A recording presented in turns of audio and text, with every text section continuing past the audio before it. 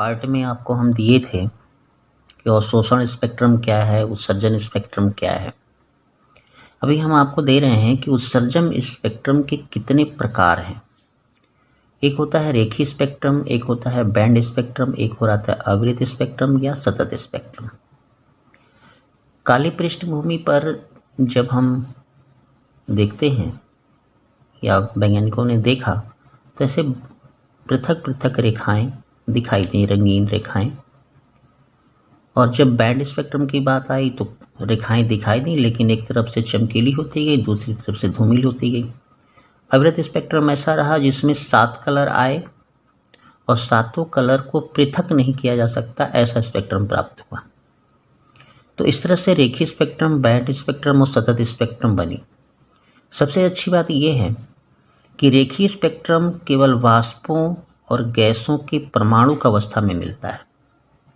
रेखीय स्पेक्ट्रम जब भी प्राप्त होता है तो पदार्थों के वाष्पों और गैसों, पदार्थों के वाष्प या गैस स्टेट में परमाणु अवस्था में मिलता है। और बैंड स्पेक्ट्रम जो मिलता है गैसीय अवस्था में मिलता है, लेकिन उसकी आणविक अवस्था में मिलता है। अवृत स्पेक्ट्रम जो होता है, सतत स्पेक्ट्रम, वो सूर्य से प्राप्त होता है, ताप दीप्त ठोस से प्राप्त होता है, उच्च ताप पर दाब दीप्त गैस से प्राप्त होता है। तो इस तरह से रेखीय स्पेक्ट्रम केवल परमाणु अवस्था में, बैंड स्पेक्ट्रम आणविक अवस्था में और अवृत स्पेक्ट्रम ठोस अवस्था में सूर्य से उच्च ताप पर ताप दीप्त गैस से प्राप्त होता है। आगे हम लोग देखते हैं कि हाइड्रोजन स्पेक्ट्रम का, हाइड्रोजन एटम का उत्सर्जन स्पेक्ट्रम, इमिशन स्पेक्ट्रम कैसे बनता है। तो हाइड्रोजन एटम के उत्सर्जन स्पेक्ट्रम की प्रायोगिक अध्ययन बामर ने किया था, यानी प्रयोगपूर्ण अध्ययन किया था बामर ने। 1885 ईस्वी में बामर ने दृश्य प्रकाश क्षेत्र में हाइड्रोजन एटम के, है ना, हाइड्रोजन एटम के उत्सर्जन स्पेक्ट्रम की चमकीली रेखाओं को काली पृष्ठभूमि पर देखा था, जिसका उन्होंने नाम दिया H alpha, H beta, H gamma और H साई।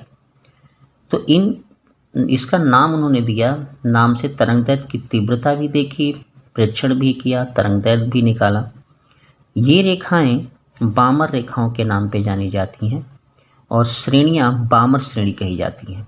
जहां ये निकाला गया उसको हम लोग कहते हैं बामर श्रेणी।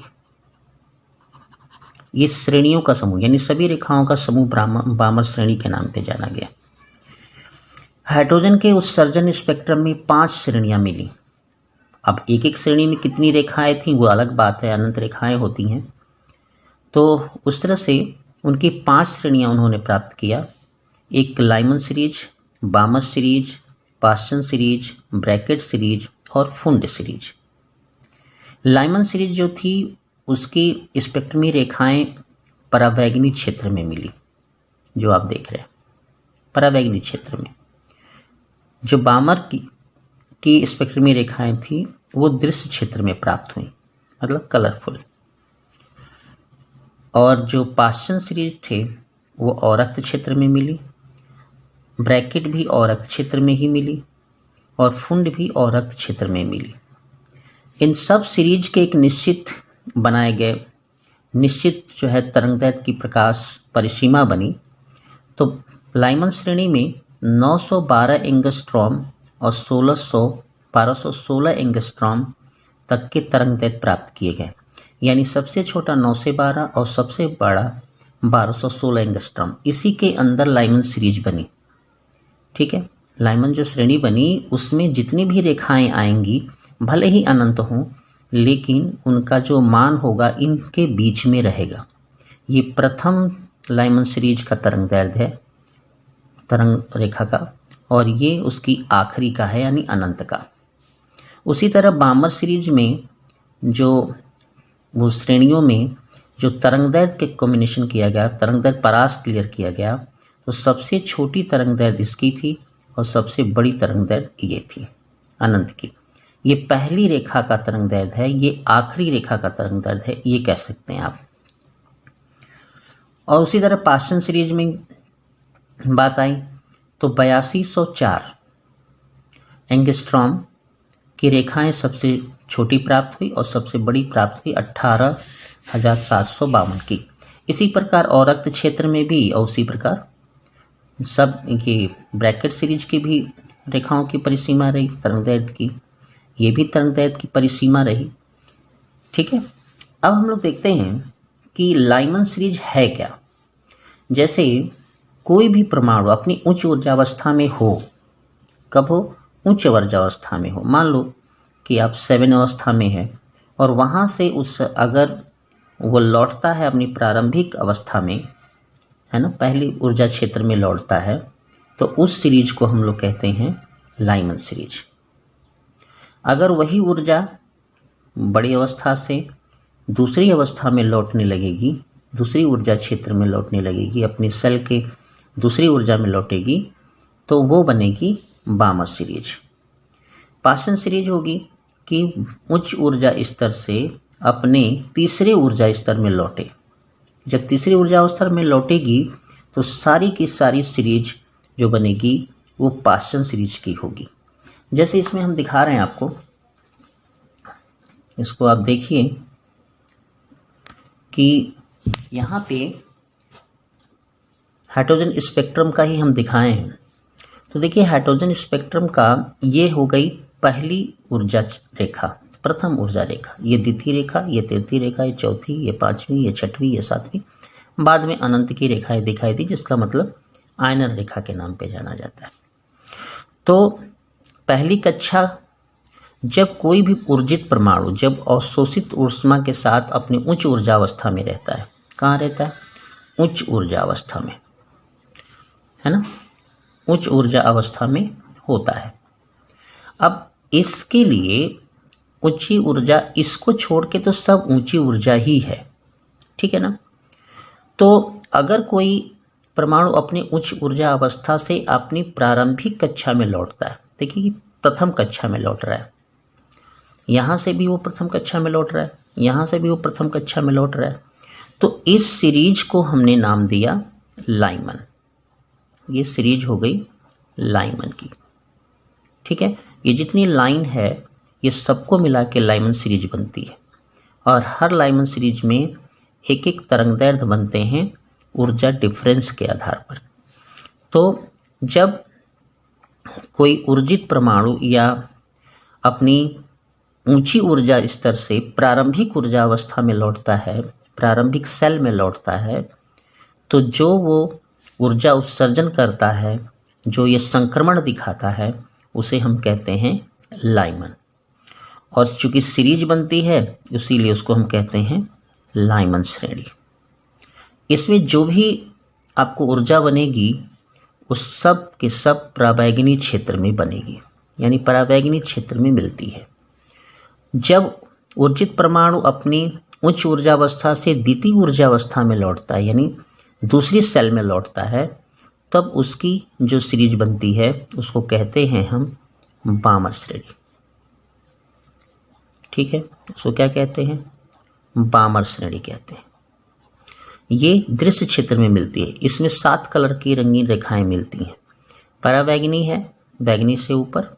उसके बाद जो अगर ऊर्जा परमाणु, ऊर्जित परमाणु, वो अपने तीसरी कक्षा में अगर लौटता है तो उस श्रेणी को कहते हैं हम पाश्चन श्रेणी। श्रेणी में कई रेखाएं मिलती हैं। इस बात को ध्यान रखना चाहिए कि जो रेखाएं हैं, ये जो रेखाएं हैं, पूरी रेखाएं मिल करके, यानी संभव सभी उत्सर्जित रेखाएं मिल करके बामर श्रेणी बनाती हैं।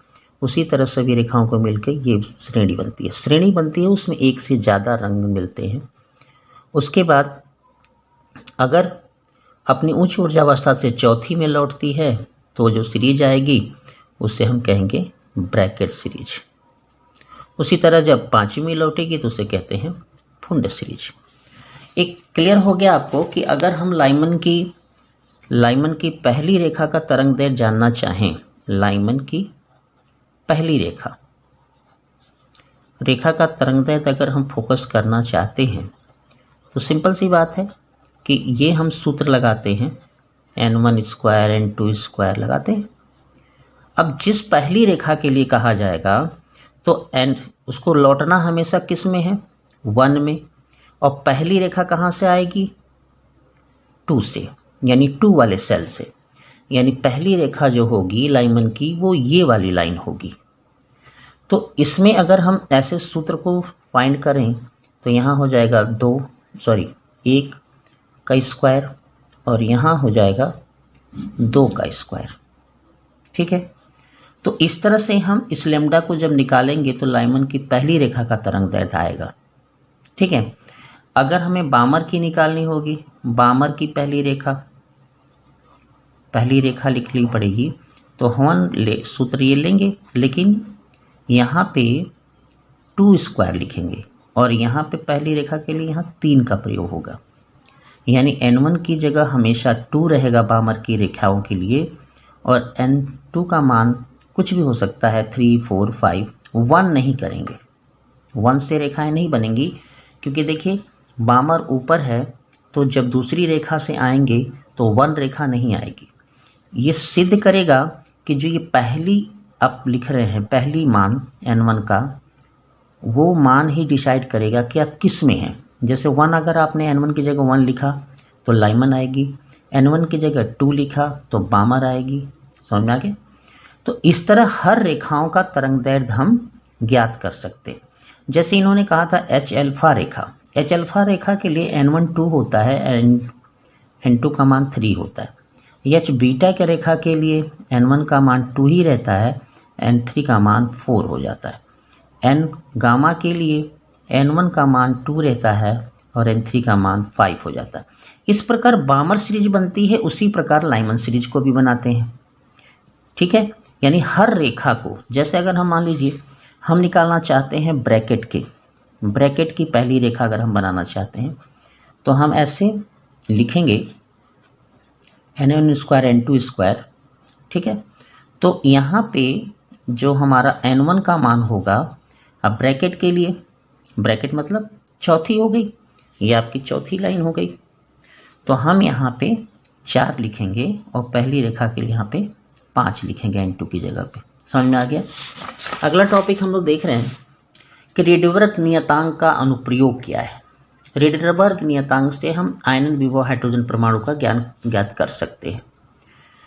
तो हाइड्रोजन परमाणु की 9वीं कक्षा का जो सूत्र होता है वो ये होता है, और आयनन विभव में एक बहुत खास बात होती है कि आयनन ऊर्जा निकालना चाहते तो आप इसको लिखेंगे 13.6 बटे, यहाँ n की जगह क्या रखेंगे, अनंत इलेक्ट्रॉन वोल्ट में, और यहाँ रखेंगे आप -13.6, ये भी माइनस होता है, और ये आपका हो जाएगा 1 का स्क्वायर। आयनन की ऊर्जा हमेशा इसी तरह निकाली जाती है कि अनंत की ऊर्जा में से प्रथम ऊर्जा को घटाया जाता है। तो ये हमारा आ जाएगा, ये आपका 0 हो जाएगा, तो यहाँ बचेगा 13.6 इलेक्ट्रॉन वोल्ट। ये आपकी क्या कहलाएगी, आयनन ऊर्जा कहलाएगी। अगर हम आयनन विभव लेना चाहते हैं, आयनन विभव बताना चाहते हैं, आयनन विभव बताना चाहते हैं, तो EV बराबर हम लिखेंगे U बराबर 13.6 इलेक्ट्रॉन वोल्ट। उस समय आयनन विभव का मान हो जाएगा 13.6 वोल्ट। ये समझ में आ गई होगी। उसी तरह अगर हम किसी स्पेक्ट्रम का तरंग दैर्ध्य ज्ञात करना चाहते हैं, तरंग संख्या ज्ञात करना चाहते हैं, जैसे हम अगर ये कहें कि हम लाइमन की पहली रेखा ज्ञात करना चाहते हैं, लाइमन की पहली रेखा का तरंग दैर्ध्य ज्ञात करना चाहते हैं, तो लाइमन के लिए हमने अभी बताया था कि n1 को 1 करेंगे और n2 को 2 करेंगे, ये पहली रेखा आएगी। अगर हम दूसरी रेखा लेंगे तो n1 को 1 करेंगे, n2 को क्या करेंगे, 3 करेंगे, तो ये दूसरी रेखा आएगी। तो मान लीजिए कि हम पहली रेखा निकालना चाहते हैं, तो r ऐसे ही रह जाएगा, यहाँ 1 स्क्वायर करेंगे और यहाँ पे 2 का स्क्वायर करेंगे, तो ये हो जाएगा r, है ना, और ये हो जाएगा आपका 1/1, 1/4 माइनस का, तो ये हो जाएगा आपका 3/4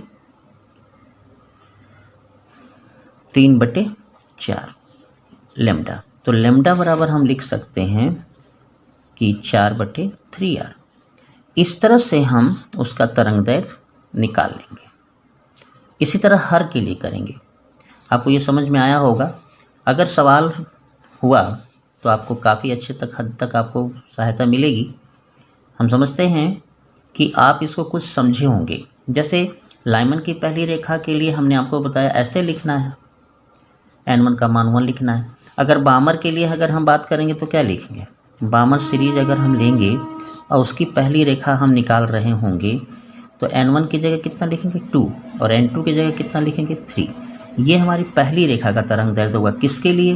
बामर के लिए, जिसे हम क्या कहते हैं? H alpha. अगर n1 की जगह 2 रख के n2 का मान अगर 4 करेंगे तो ये दूसरी रेखा यानी H बीटा आएगी। अगर हम पाश्चन की पहली रेखा निकालना चाहें, पाश्चन सीरीज की, तो n1 की जगह हम 3 रखेंगे और n2 की जगह हम क्या लिखेंगे? 4। ये पाश्चन की रेखा आएगी। समझ में आ गया? धन्यवाद। ये आपको समझ में आया होगा। आयनन ऊर्जा निकालना आप सीख लीजिए कि अनंत की ऊर्जा में से पहली ऊर्जा को घटाया जाता है तो किसी भी परमाणु का आयनन ऊर्जा आती है, और आयनन विभव भी उसी से निकाल लिया जाता है। धन्यवाद आपको। ये वीडियो आपको पसंद आया होगा तो आप लाइक करें, कमेंट करें कि आपको वीडियो और कैसा चाहिए।